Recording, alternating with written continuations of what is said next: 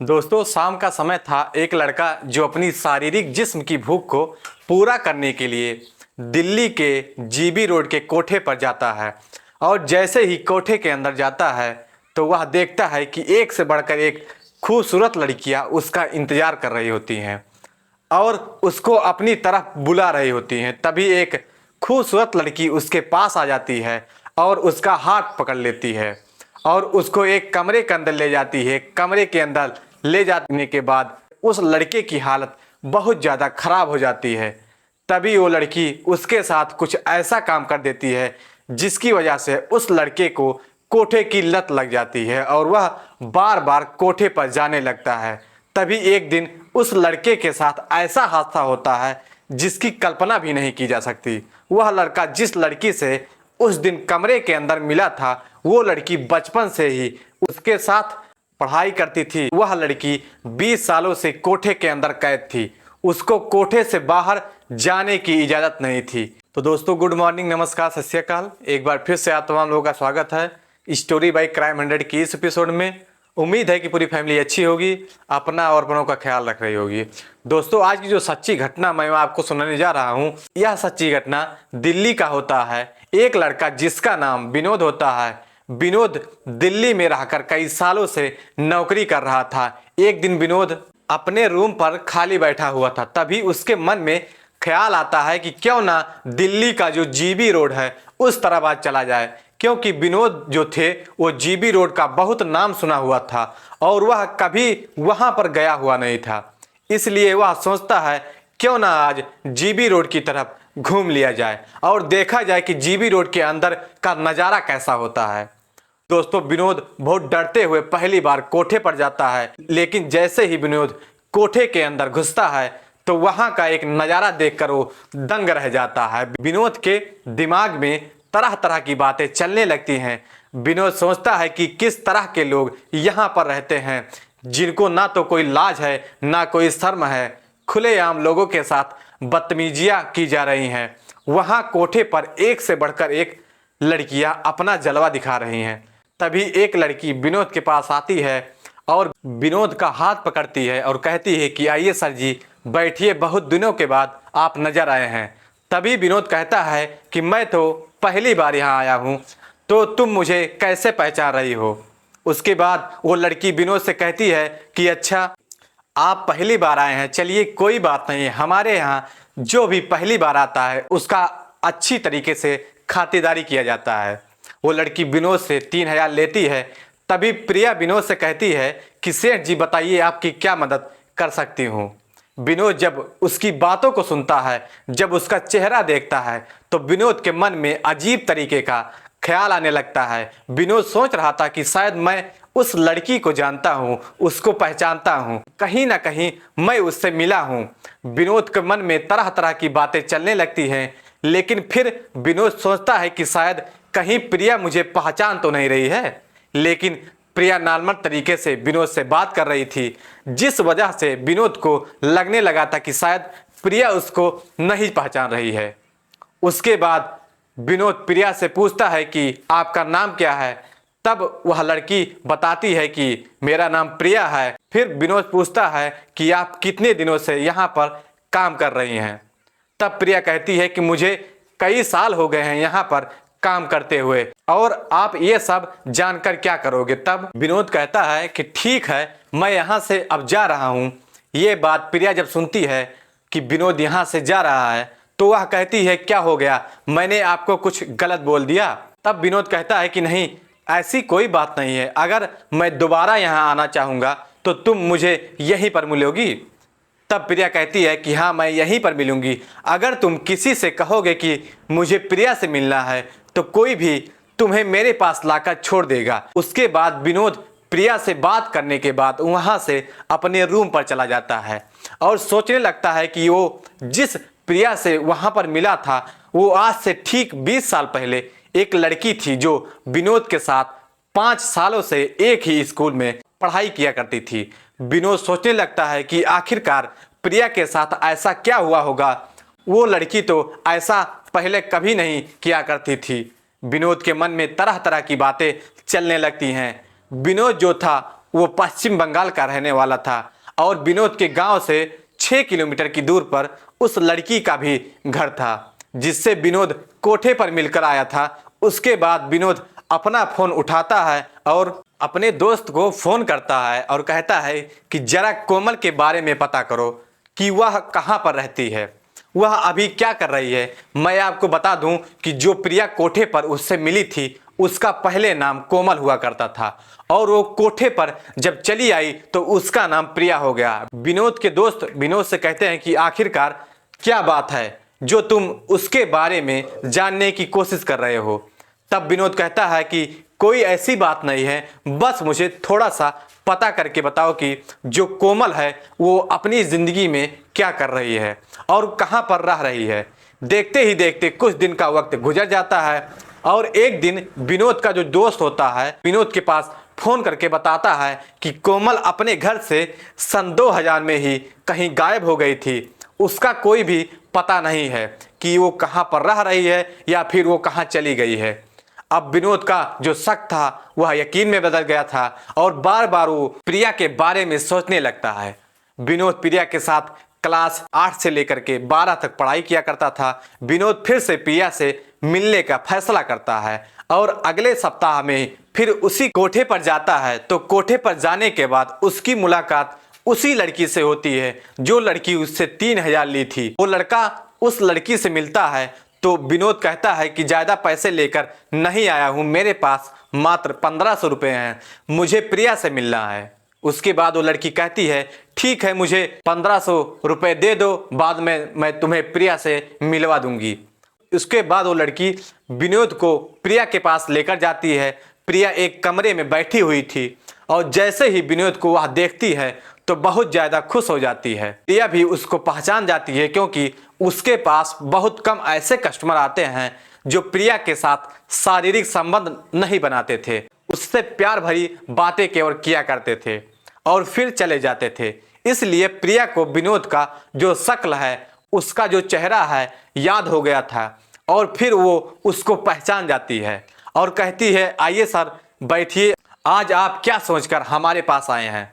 विनोद प्रिया के पास जाकर बैठ जाता है और फिर पूछता है तुम्हारा नाम क्या है। तब प्रिया कहती है कि मेरा नाम प्रिया है। फिर विनोद पूछता है कि तुम कितने दिनों से यहाँ पर काम कर रही हो। तब प्रिया कहती है कि मैं कई सालों से यहाँ पर काम कर रही हूँ और मुझे तो यह भी नहीं याद है कि मैं कब से यहाँ पर काम कर रही हूँ, वैसे तुम मुझसे ये सब क्यों पूछ रहे हो। तब विनोद कहता है कि कोई बात नहीं है, मैं बस ऐसे ही तुमसे पूछ रहा हूँ। विनोद प्रिया से कहता है कि मैं एक बात और तुमसे पूछना चाहता हूँ, क्या तुम मेरी बातों का सच सच जवाब दोगी। प्रिया कहती है ठीक है, पूछो क्या बात है। तब विनोद कहता है मेरे ऊपर गुस्सा मत करना, तुम मुझे एक बात बताओ कि तुम अपना नाम कोमल से प्रिया क्यों रख लिया। प्रिया जैसे ही विनोद की इस बातों को सुनती है उसकी आंखों से आंसू निकलने लगते हैं। प्रिया बहुत ज़्यादा हैरान हो जाती है और विनोद की तरफ देखते हुए कहती है कि आखिर तुम हो कौन। तब विनोद कहता है कि मैं कोई भी हूँ, लेकिन मुझे यह जानना है कि तुम अपना नाम कोमल से प्रिया क्यों रख ली। तब जो प्रिया है वह रोने लगती है और रोने के अलावा उसको कुछ भी समझ में नहीं आ रहा था कि वो करे तो क्या करे। उसके बाद प्रिया विनोद से कहती है कि मैं कोमल हूँ, लेकिन मैं यहाँ 20 सालों से यहाँ पर काम कर रही हूँ और आज तक कोई भी मेरे जान पहचान का मुझे यहाँ पर नहीं मिला है। तुम कौन हो, मैं तुम्हें नहीं जानती हूँ। तब विनोद कहता है कि तुम शायद मुझे जानती होगी, तुम्हें याद भी नहीं होगा, मैं तुम्हारे साथ 8 से लेकर के 12 तक एक क्लास में पढ़ा हूँ। विनोद अपने स्कूल का नाम भी उसको बताता है और कोमल को कुछ कोमल के सहेलियों का नाम भी बताता है, कुछ मास्टर जी लोगों का नाम बताता है। तब जाकर प्रिया को सब कुछ याद आ जाता है और प्रिया कहती है कि हाँ मुझे याद है, मैं उस स्कूल में पढ़ती थी, लेकिन उसको विनोद के बारे में याद नहीं था कि उसके क्लास में कोई विनोद नाम का कोई लड़का भी पढ़ता है। प्रिया की आंखों से आंसू रुकने का नाम नहीं ले रहा था और वो विनोद से कहती है कि 20 सालों से मेरी ज़िंदगी इसी कोठे पर बीत रही है। जब मैं 17 साल की थी तभी से इस दलदल में मैं फंस चुकी हूँ। प्रिया विनोद से कहती है कि मैं तो उम्मीद ही छोड़ चुकी थी कि इस जिंदगी में मेरे अपनों से मुलाकात हो पाएगी, मैं कभी अपनों से मिल पाऊंगी। अपने सपनों में भी नहीं सोचा था कि क्या तुम मेरे माँ बाप के बारे में जानते हो कि वो लोग अभी जीवित हैं या फिर मर चुके हैं। क्या तुम मेरे भाई बहन के बारे में जानते हो कि वो लोग अभी क्या कर रहे हैं और हमारे गांव के लोग कैसे हैं, वो लोग ठीक ठाक हैं ना। विनोद जवाब देते हुए कहता है कि हाँ, तुम्हें परेशान होने की कोई ज़रूरत नहीं है, तुम्हारे गांव के सभी लोग ठीक हैं, तुम्हारे माता पिता भी सभी लोग अभी ठीक हैं और वो लोग अभी जीवित हैं और वो लोग बहुत खुश हैं। लेकिन तुम्हारे भाई और बहन के बारे में मुझे कुछ नहीं पता है कि वो लोग अभी क्या करते हैं। उसके बाद विनोद प्रिया से और कुछ जानने की कोशिश करता है। आखिर उसकी जिंदगी में ऐसा क्या हादसा हुआ है जिसकी वजह से वो कोठे पर आकर धंधा करने का काम करने लगी। विनोद प्रिया से कहता है कि मुझे बताओ कि तुम्हारे साथ क्या हुआ है। दोस्तों, प्रिया विनोद से बताते हुए कहती है कि मैं अपने घर से बाजार कपड़ा खरीदने के लिए जा रही थी, तभी रास्ते में अचानक मेरे पास एक गाड़ी आकर रुक जाती है और उस गाड़ी में कुछ लोग निकलते हैं और वो लोग मुझे गाड़ी के अंदर खींचकर बैठा लेते हैं, मेरा मुंह बांध लेते हैं, हाथ पैर बांध देते हैं और मुझे कुछ भी समझ में नहीं आ रहा था कि मैं करूं तो क्या करूं। और फिर उन लोगों ने मुझे दिल्ली के कोठे पर लाकर बेच दिया और तभी से मैं लेकर अब तक यहीं पर रह रही हूं और मुझे ये लोग कोठे से बाहर नहीं निकलने देते हैं। मैं बहुत ज़्यादा मजबूर हो गई हूँ, लेकिन मैं कर भी क्या सकती हूँ। ना तो यहाँ कोई मुझे जानने वाला है और ना ही कोई मुझे पहचानने वाला था। मैं जब पुराने दिनों को याद करती हूँ तो मेरा दिल टूट जाता है और मैं भगवान से दुआ करती हूँ कि कभी किसी भी लड़की के साथ ऐसा हादसा ना हो सके, क्योंकि कोठे की जिंदगी एक जेल से भी बदतर होती है। प्रिया विनोद से कहती है, इस कोठे पर जितनी भी लड़कियां काम करती हैं सभी लोगों की कहानी कुछ मेरी ही तरह है। किसी को किसी ने यहाँ पर बेच दिया है तो किसी की मजबूरी है यहाँ पर रहकर वो लोग धंधा करती हैं। उसके बाद दोस्तों, विनोद प्रिया से कहता है कि तुम यहाँ से भाग क्यों नहीं जाती। तब प्रिया कहती है कि जब मैं 30 साल की थी तब तक मुझे कोठे से बाहर नहीं जाने दिया गया। जब मेरी वैल्यू कम हो गई, जब मेरी उम्र लगभग 35 साल से ज़्यादा हो गई, तब लोग मुझे कभी कभी बाजार जाने के लिए इजाज़त देते थे और जब मैं कोठे से बाहर जाती हूँ तो मेरे साथ कई लोग होते हैं जो मेरी निगरानी करते हैं और मैं सोचती हूँ कि मैं जाऊँगी तो कहाँ जाऊँगी। अगर मैं अपने घर पे भी जाऊँगी तो मुझे माँ बाप देखकर बिल्कुल भी खुश नहीं होंगे, मेरे माँ बाप की बदनामी होगी। अगर मैं कोठे से भागकर कहीं जाती हूँ तो मैं जाऊँ कहाँ, कोई मेरा है भी नहीं, इसलिए मैं कभी भागने की कोशिश भी नहीं करती हूँ। जब कोठे से मैं बाहर जाती हूँ, अपना काम करती हूँ, फिर कोठे पर वापस चली जाती हूँ। उसके बाद विनोद प्रिया से कहता है कि अब तुम क्या चाहती हो, क्या तुम्हारी कोई इच्छा नहीं है। तब प्रिया कहती है कि मेरी इच्छाएं तो बहुत थीं, लेकिन वो सारी इच्छाएं अब मर चुकी हैं। बस इतना समझ लो कि मेरा शरीर जिंदा है लेकिन मेरी आत्मा मर चुकी है। मेरा बस एक ही इच्छा है कि मैं अपने परिवार वालों को कहीं दूर से देख लूं, उनसे मिल सकूं। प्रिया रोते रोते विनोद से कहती है कि मुझे अपने घर वालों की बहुत याद आती है। घर वाले मुझे बहुत प्यार दुलार करते थे। पता नहीं मैंने अपनी ज़िंदगी में कौन सा गलत काम किया जो मुझे यह सज़ा मिली। प्रिया की जब बात विनोद सुनता है, उसकी आंखों से आंसू आ जाते हैं और विनोद भी प्रिया के साथ साथ रोने लगता है।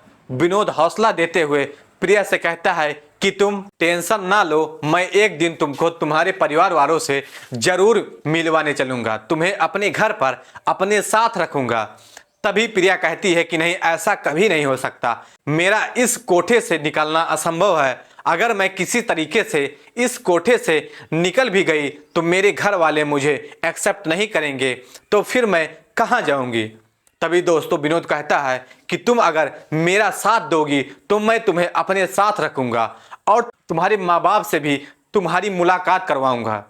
तभी प्रिया कहती है कि नहीं, मैं तुम्हारे साथ नहीं रहूंगी, तुम्हारे माँ बाप होंगे, तुम्हारी पत्नी होंगी, तुम्हारे बच्चे होंगे, तुम्हारी जिंदगी में मैं दखल नहीं देना चाहती हूँ। तुम जिंदगी अपना अच्छे से व्यतीत करो, तुम्हारे जिंदगी में मैं एक कांटा नहीं बनना चाहती हूँ। तभी विनोद प्रिया से कहता है कि देखो ऐसी कोई बात नहीं है, मेरी पत्नी जो है वो मुझे छोड़कर जा चुकी है और मेरी एक छोटी सी बेटी है, उसकी उम्र लगभग 10 साल है। वह अपने मामा के घर पर रहती है, वहाँ पर पढ़ाई करती है। जब मैं दिल्ली से काम करने के बाद घर जाता हूँ तो अक्सर मैं अपनी बेटी से जाकर वहाँ मिलता हूँ और जब मुझे दिल्ली आना होता है तो मैं उसके मामा के घर पर छोड़ देता हूँ। तब प्रिया विनोद से कहती है कि तुम मेरे बारे में जानते हो कि मैं कौन सा काम करती हूँ? क्या तुम यह सब जानने के बाद भी मेरे साथ जिंदगी बिताना चाहोगे? क्या तुम मेरे साथ उठना बैठना पसंद करोगे? उसके बाद विनोद कहता है क्यों नहीं, तुम्हारी इसमें कोई गलती नहीं है। तुम्हारे साथ जो भी कुछ हुआ है इसमें तुम्हारी मर्जी तो नहीं थी। अगर तुम मेरे साथ रहने के लिए तैयार हो तो मैं तुमसे शादी भी कर सकता हूँ।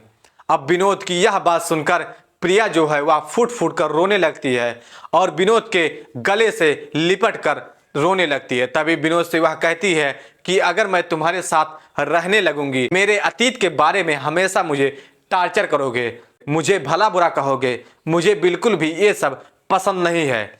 इसलिए मैं चाहती हूँ कि मेरी जिंदगी जैसी चल रही है मुझे इसी हाल में छोड़ दो, मुझसे शादी करने की तुम कोशिश ना करो।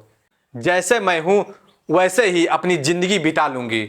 लेकिन विनोद प्रिया से कहता है कि मैं तुम्हें कभी भी कुछ नहीं बोलूंगा, हमेशा तुम्हारी इज्जत करूंगा, तुम्हारी किसी भी बात का मैं ताना नहीं मारूंगा, मेरा यकीन करो, तुम्हें कुछ भी मैं नहीं बोलूंगा। उसके बाद विनोद और प्रिया दोनों एक प्लानिंग बनाते हैं और उस प्लानिंग के तहत प्रिया एक दिन अपने कोठे से हॉस्पिटल अपना चेकअप करवाने के लिए जाती है। शायद आप लोग जानते होंगे कि जो लोग गंदे काम करने वाली महिलाएं होती हैं वो हफ्ते में एक बार अपने प्राइवेट पार्ट का या अपनी बॉडी का चेकअप करवाने के लिए वो हमेशा हॉस्पिटल में सप्ताह में एक बार जरूर जाती हैं। जिस वजह से प्रिया भी उस समय सरकारी हॉस्पिटल में अपना चेकअप करवाने के लिए गई थी और वहाँ से वो विनोद के साथ भाग जाती है। विनोद प्रिया को लेकर अपने गाँव आता है और उसके माता पिता से उसकी मुलाकात करवाता है। प्रिया के माता पिता जब उसको देखते हैं तो वो लोग बहुत ज़्यादा खुश हो जाते हैं क्योंकि काफ़ी सालों बाद वो अपनी बेटी को देखे नहीं थे। विनोद प्रिया के माता पिता को पूरी कहानी बताता है और यह भी बताता है कि उसके साथ क्या क्या हादसा हुआ है।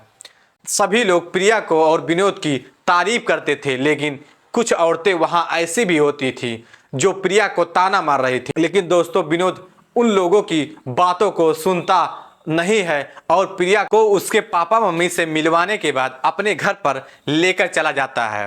प्रिया जैसे ही विनोद के घर पर जाती है तो विनोद अपने माता पिता से सारी बात बताता है, तो विनोद के माता पिता भी उसका विरोध नहीं करते और कुछ समय बाद विनोद और प्रिया दोनों एक मंदिर में जाकर शादी कर लेते हैं। 2020 में प्रिया और विनोद दोनों की मुलाकात हुई थी और दोनों तभी से लेकर अब तक एक साथ हैं और दोनों की जिंदगी हंसी खुशी गुजर रही है।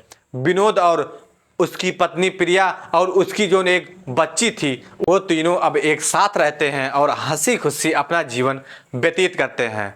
तो दोस्तों इस कहानी को सुनाने का उद्देश्य किसी को परेशान करना नहीं था, किसी का दिल दुखाना नहीं था, हालांकि आप लोगों को जागरूक करना था, आप लोगों को सचेत करना था। तो दोस्तों कहानी आप लोगों को कैसी लगी कमेंट सेक्शन में ज़रूर बताएं। अगर चैनल पर नए हैं तो चैनल को सब्सक्राइब करें, शेयर करें और ज़्यादा से ज़्यादा लाइक करें ताकि हमें भी मोटिवेशन मिलता रहे। तब तक के लिए जय हिंद, जय भारत।